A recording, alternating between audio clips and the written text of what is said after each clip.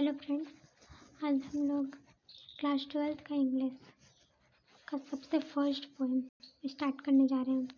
तो आज की क्लास है माय मदर एट 66। इसके पोएट हैं कमला दास। ये कमला दास का इमेज है, ये है कमला दास। और ये यहाँ पर कुछ कमला दास पोएट के बारे में बताया गया है। तो आज की क्लास क्या है, my mother at 66।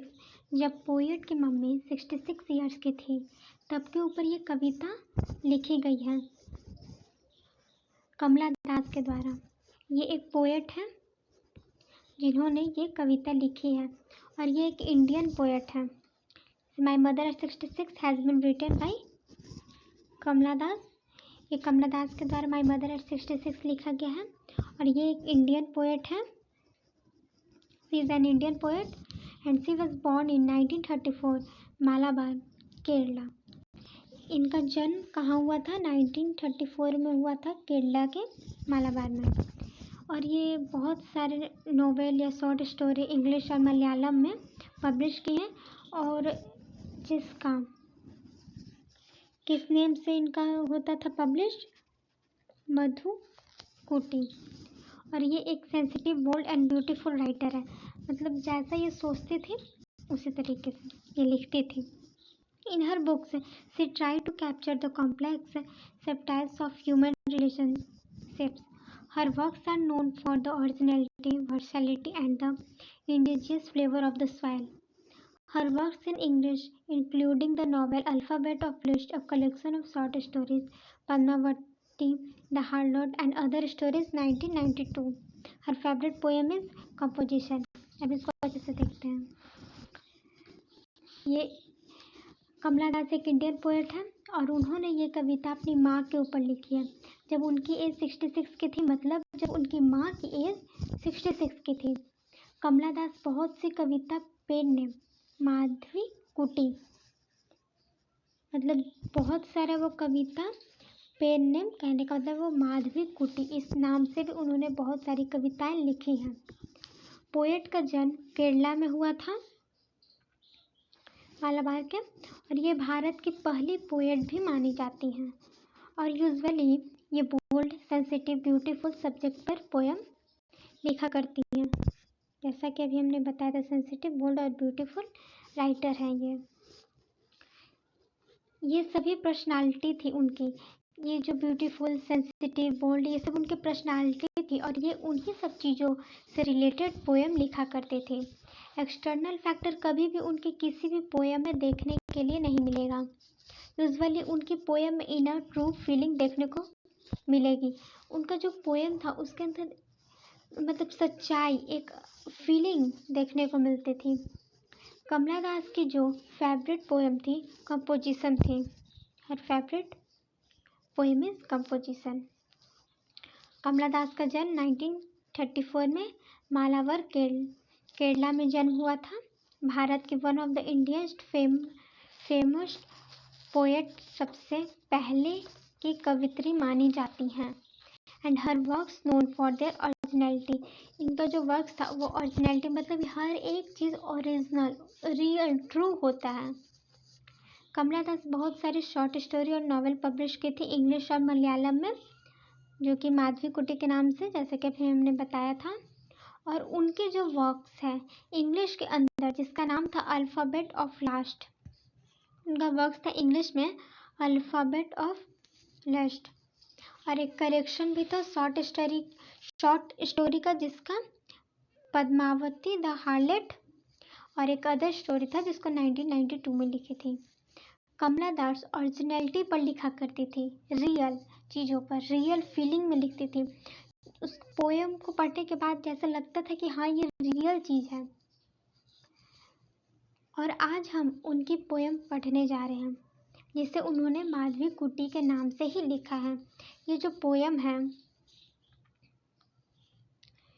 My mother at 66, ये भी माधवी कुटी के नाम से ही लिखा गया है। इस पोएम के अंदर हमें फीलिंग ऑफ लव, अटैचमेंट पता चलेगा कि अपनी मम्मी के साथ किस तरीके का होता है ये अटैचमेंट। ये फीलिंग। और जब मम्मी की एज धीरे धीरे बढ़ती है तो उसमें किस तरीके की फीलिंग, किस तरीके के प्यार और किस तरीके का अटैचमेंट हो जाता है और वो फीलिंग होती है टुवार्ड्स हर अगेन मदर। मतलब यहाँ कमला दास की मदर होंगी, वो देख रही हैं धीरे धीरे एज उनकी बढ़ती जा रही है और उनके तरफ जो उनका प्यार है, अटैचमेंट है, वो हमें इस छोटी सी पोएम में आज देखने के लिए मिलेगा। तो driving from my parents home to Cochin last Friday morning I saw my mother beside me. Does open mouth, her face as like that of a corpse and realized with pain. इसके अंदर हमने देखा कि एक मदर और daughter का relationship दिखाया गया है। जो मदर है वो थोड़ी सी ओल्ड है और उनकी जो बेटी है वो उनसे दूर रहने के लिए जा रही है। पोएट है वो अपनी मदर के घर से कोचिन जाने के लिए एयरपोर्ट जा रही है और उसकी मदर जो है वो उसके साथ ही कार में बगल में बैठी हुई है। और ये बात जो है वो लास्ट फ्राइडे मॉर्निंग की है। आगे देखते हैं। डज कहने का मतलब है छोटी सी नींद। मतलब जब गाड़ी में हम लोग जाते रहते तब हल्की सी नींद आ जाती है। मतलब to sleep lightly for a short time. तो उसकी मम्मा को भी छोटी सी नींद आ जाती है और उस समय जब पोएट अपनी मम्मा को देखती है तो उनका मुंह खुला हुआ था, ओपन माउथ। जैसे अचानक से कोई मुंह खोल के नहीं सो जाता है और वैसे ही सो जाती है उसकी मम्मी। और उसका फेस होता है वो एशन मतलब पेल। एशन मतलब पेल होता है, विदाउट कलर या ब्लडलेस फेस होता है। क्यों होता है ऐसा? उनका फेस ऐसा पेल क्यों होता है? क्योंकि उनका जो एज है वो 66 हो गया है। इस तरीके से उनका ओल्ड एज है। उस समय उनका जो फेस है बहुत ज़्यादा डल हो गया है, बुढ़ापा आ गया है, झुर्रियाँ फेस पे आ जाती है। जैसे जो बूढ़े लोग होते हैं उनके फेस पे देखते तो झुर्रियाँ हो जाता है। ये सब चीज़ें उनके फेस पे दिख रही थी। यहाँ corpse of a corpse and realised with a pain. Corpse means क्या होता है? Dead body of a human being. Corpse मतलब डेड बॉडी, ह्यूमन बींग्स के डेड बॉडी को कॉर्प्स बोला जाता है।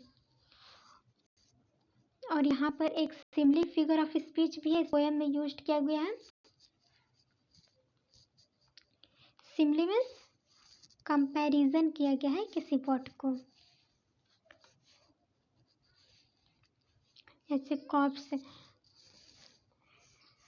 that she was as old as she looked but soon put that throw away and looked out at young trees sprinting, the married children spill out of their homes, but after the airport security check standing a few yards. इस poem में हम लोग देखेंगे कि continuous चल रहा है। जैसे यहाँ पर हम लोग देखें कहीं पर भी फुल स्टॉप कहीं पर नहीं देखा, कंटिन्यूअसली ये चल रहा है। इस पोएम की खासियत है कि ये एक बहुत ही लंबे सेंटेंस की है जिसके अंदर जो थॉट है वो ओवरफ्लो हो रहा है। लगातार जो बातें पोएट के माइंड में आ रही है उसी में ये पोएम लिखी गई है विदाउट एनी फुल स्टॉप। जैसा हम लोग देखते हैं, देखो यहाँ से स्टार्टिंग से पढ़ते देखना कहीं पर भी फुल स्टॉप नहीं है। Driving from my parents home to Cochin last Friday morning I saw my mother beside me, does open mouth, her face ashen like that of a corpse, and realized with pain that she was as old as she looked but soon put that throw away and looked out at young trees splinting, the married children spilling out of their homes, but after the airport security check standing a few yards away. I looked again at her wan pale as a late winter's moon and felt that old familiar ache, my childhood fear. But all I said was, "See you soon, Amma." And I did was a smile and a smile and a smile. हमने देखा कहीं पर भी full stop नहीं है। ये author के poet के माइंड में जैसे जैसे वो सोचे जा रही है वैसे वैसे ये पोएम लिखती हैं। ठीक, आगे देखते हैं। अब जब ऑथर ने अपनी मम्मा को देखा तो वो बहुत ही पेन फील कर रही थी कि अब वो अपनी मम्मा के पास से जा रही हैं और वहाँ पर उनकी मम्मा की टेक केयर करने वाला अब कोई नहीं है। ऐसा हम लोग देखे तो वो एयरपोर्ट के लिए जा रही थी घर से, तो वही रास्ते में वो ये सोचती हैं और इस तरीके का उनका फेस देखकर बहुत ही ज़्यादा दुख फील हो रहा है क्योंकि उनकी मम्मा की एक प्रॉपर एज हो गई है और अब उन्हें खोने का डर भी लग रहा है क्योंकि ये जो फियर होता है ये बहुत ही भयानक होता है। जब आपको पता होता है कि आपके पेरेंट्स एक सर्टेन एज पर आ गए हैं और अब इनके बाद कभी भी वो आपसे दूर जा सकते हैं। जैसे ये थॉट पोएट के माइंड में आता है, उस थॉट को भूलने के लिए मतलब निगेटिविटी दूर भगाने के लिए, जो निगेटिव थॉट है उसको दूर भगाने के लिए वो कार के विंडो के बाहर देखती हैं। और वो किनको देखती हैं? Tree splinting, the married children spelling of their home. Tree splinting, splinting means run fast. उनको ऐसा दिख रहा है जैसे जो पौधा है, जो पेड़ है वहाँ, वो सब दौड़ रहा है। जैसे हम लोग कभी कार में बैठ कर हम लोग जब जाते हैं तो विंडो के बाहर देखते तो कैसा दिखता है? ऐसा लग रहा है कि वो पेड़ चल रहा है, हमें नहीं पता होता कि हम चल रहे हैं। ऐसा देखने में लगता है कि वो पेड़ चल रहा है। उसी तरह वो विंडो के बाहर जब देखते हैं तो उनको भी ऐसा ही फील होता है। बट आप लोग तो फिजिक्स से पढ़े होंगे, ऐसा कुछ होता नहीं है। हम लोग यहाँ कंपैरिजन दिखा सकते हैं लाइफ डेथ का या फिर सैडनेस और हैप्पीनेस का। यहाँ कंपैरिजन हम लोग दिखा सकते हैं, मतलब यहाँ भी सिमिली यूज हुआ है। किसके बीच में है? ये tree splinting, the married children spelling out of their Holmes. इससे उन्होंने हमें लाइफ या हैप्पीनेस दिखाने की कोशिश की है, फुल ऑफ एनर्जी। ये जो यहाँ पर ट्री स्प्लिंटिंग है, marriage children spelling out of their home, ये सब क्या है? ये एक हैप्पीनेस या फिर लाइफ का हम लोग सिंबल बता सकते हैं, फुल ऑफ एनर्जी है। और यहाँ डेथ और सैडनेस का उन्होंने कब दिखाने की कोशिश की थी?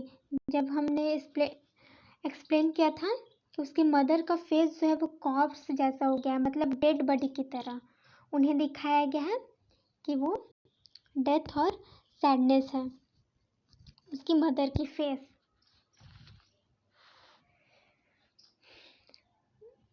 और जब उन्होंने डेड बॉडी का फेस दिखाया था तभी उनके अंदर एक फियर लगा था, उनको एक तरह का डर लगने लगा था।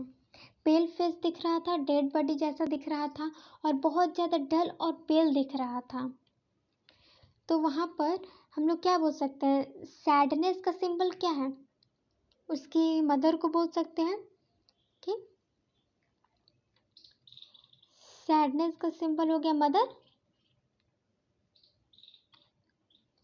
और हैप्पीनेस का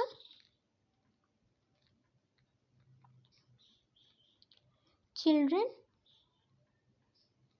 और ट्री। हम लोग हैप्पीनेस बोल सकते हैं। But after the airport security check standing a few yards, but finally जब वो एयरपोर्ट पहुंच गई हैं कोचिंग जाने के लिए और सिक्योरिटी चेक हो गया है। जब हम लोग ऐसे एयरपोर्ट पे जाते हैं तो वहाँ क्या सिक्योरिटी हम लोग को चेक करता है अंदर जाने के बाद, फिर उसके बाद हम लोग को किसी से मिलने नहीं देता। तो जब वो सिक्योरिटी चेक करने के बाद अंदर चली गई है पोएट, उसके बाद वो अब पीछे घूम के अपनी मदर को देखती हैं। ऑथर मतलब कुछ सर्टेन डिस्टेंस पर खड़ी है अपनी मदर से।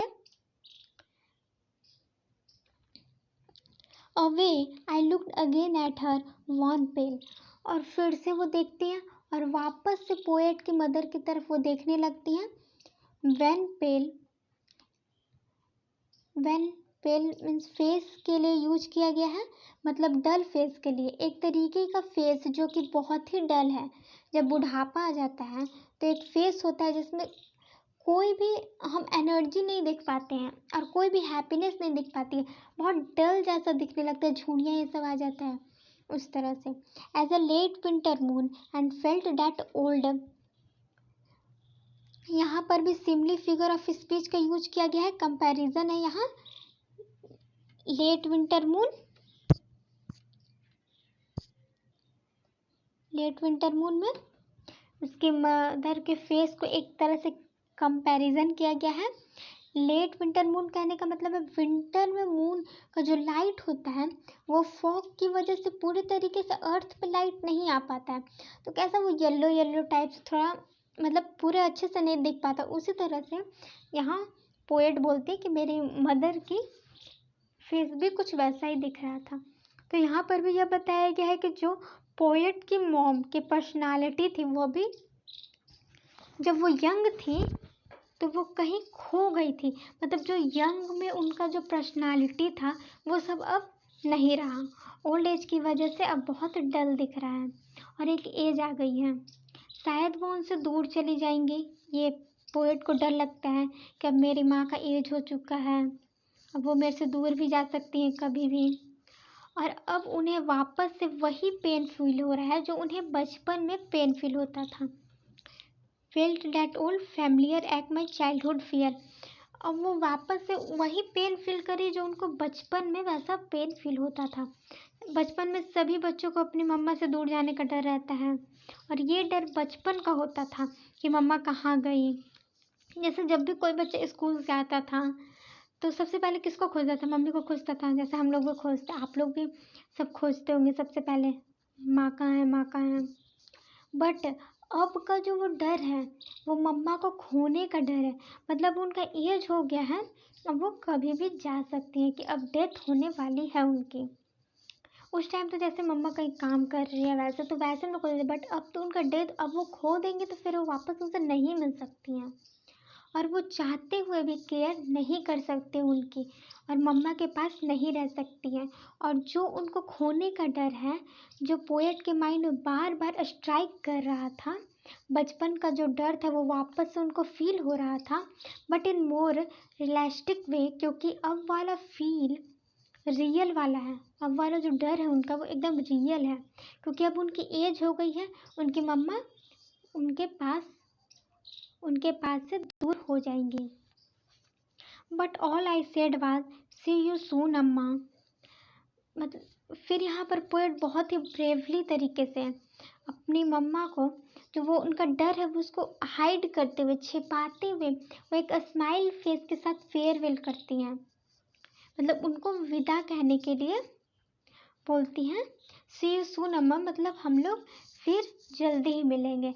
क्योंकि पोएट को ये कंफर्म नहीं था कि अगली बार जब वो आएंगे तो वो अपनी मम्मा से मिल ही पाएंगी, और इन सब डर को हाइड करके, ताकि पोएट की माँ भी उसी सेम डर को फील नहीं कर सके, और बहुत ही ब्रेवली अपनी मम्मा को वो सी यू सून बोलती हैं।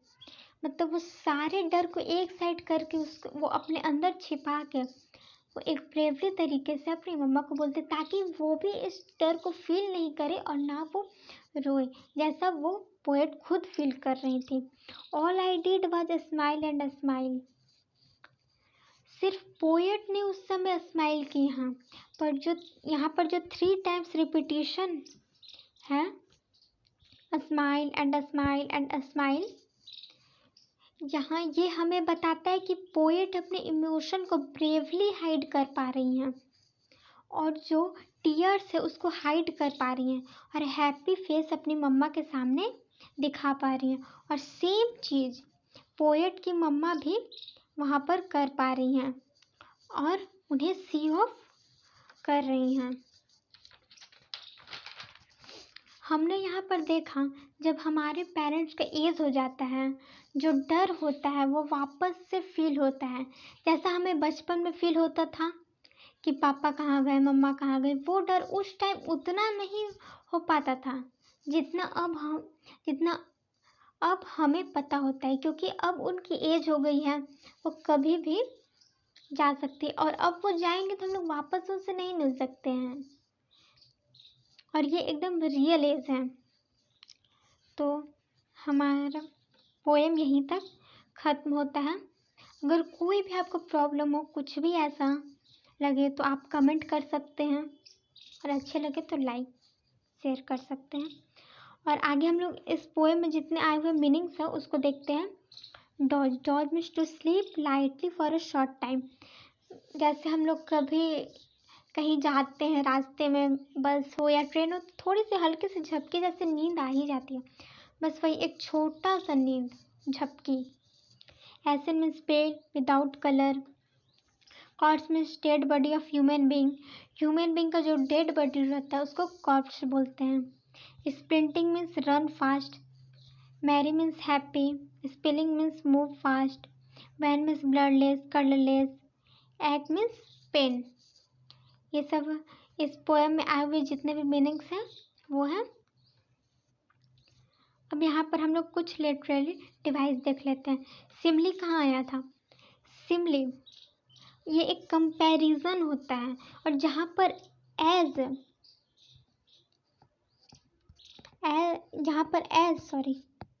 जहाँ पर एज और लाइक का प्रयोग होता है वहीं पर सिमली होता है। जैसे हर फेस ऐसे like that of a corpse, उसका जो फेस था वो एक डेड बॉडी की तरह, उसकी मदर, पोएट की जो मदर थे उनके मदर का फेस एक डेड बॉडी की तरह दिख रहा था।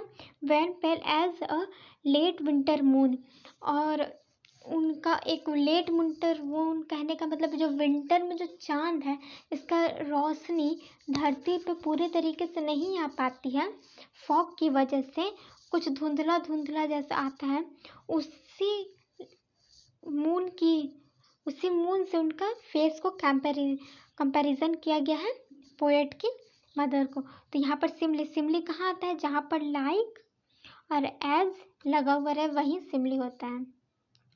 मेटाफोर में जब हम किसी का कंपेयर करते हैं दूसरे चीज़ से, जैसे the merry children spelling out of their Holmes.